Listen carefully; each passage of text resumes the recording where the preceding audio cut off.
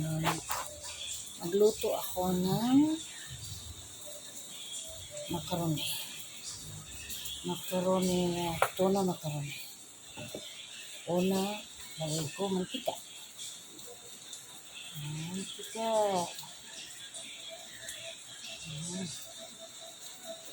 Tapos, lagay ko ang bawang. Bawang. Gayon. Pag na-brown na itong bawang, ilagay ko yung kamatis. Ayan, kamatis. Sibuyas. Yung sibuyas, bell pepper. Tapos bell pepper. Naluto na yung ito na, isahin ko. Okay. Tapos, lagyan ko ng magic sarap oyster. Of course, ilagay ko na siya sa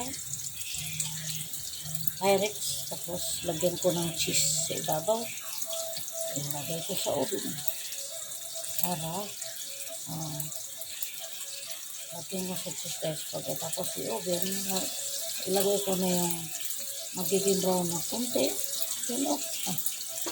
So, ito yung paggawa ko guys. Ito na gawin mo ng brown ang bawang. Istin mo na ako ng macaroni. Istin ko ng macaroni. Alisin ko yan sa tubig niya. Alisin ko sa tubig niya. Tapos, ko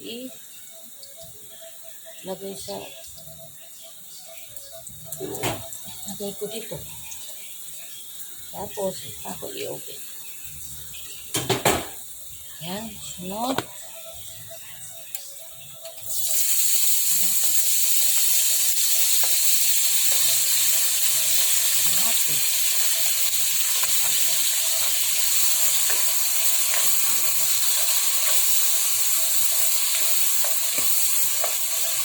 Kamatis, black pepper. Black pepper.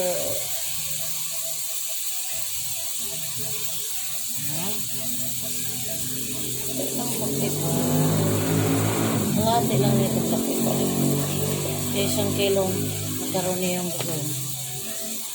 Tapos, lagyan ko ng black pepper na.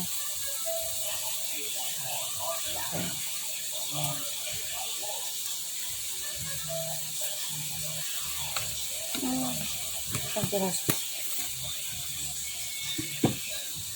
Tapos, kailangan maluto muna yung kamatis. Bago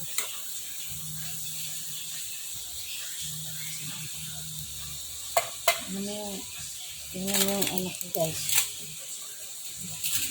Niluto kong lagyan ko na ng magic sarap konti. Yung bawas. Tapos ilagay ko na yung sibuyas.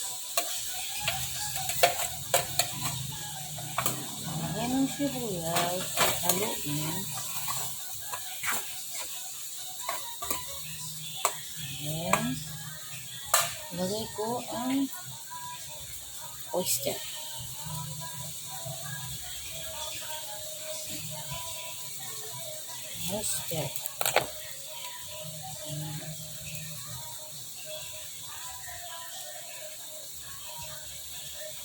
Tapos, gusto nyo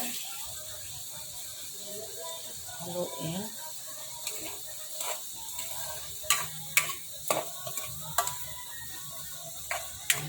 Kasi ng apoy.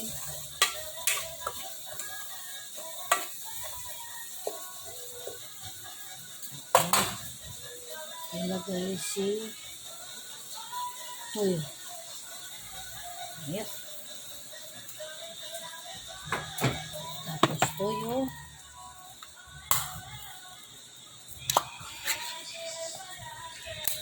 Ito na yung tuna. Lagay na.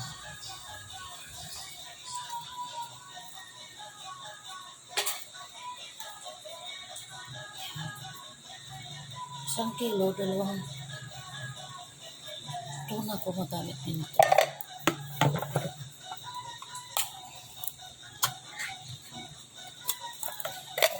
Bigyan ko pa ng konting yan. Konting asin kasi tira ko konting to sa oyster. Konting asin lang. Tapos, ano, tuloy, patuloy. Tapos, tingnan muna natin ng ayan.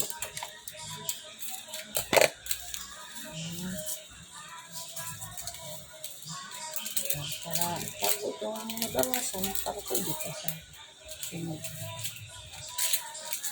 Okay, tapos,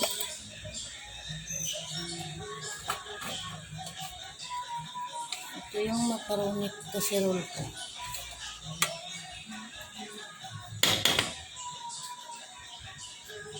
Tapos, lagay ko na itong bell pepper.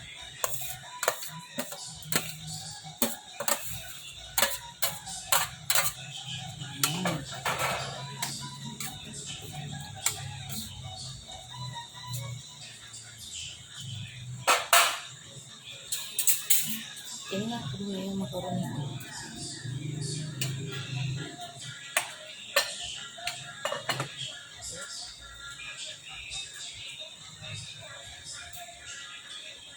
Ito na.